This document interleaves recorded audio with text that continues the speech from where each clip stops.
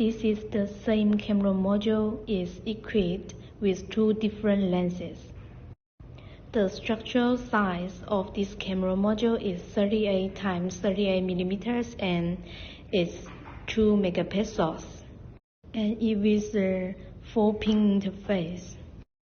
Next, I will show the effects of the two different lenses. This is a higher lens, and we can see that it has a small angle of view.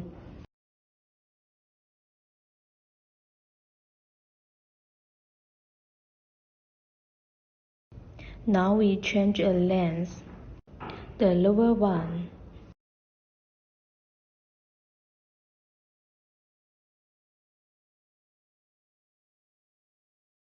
We can compare.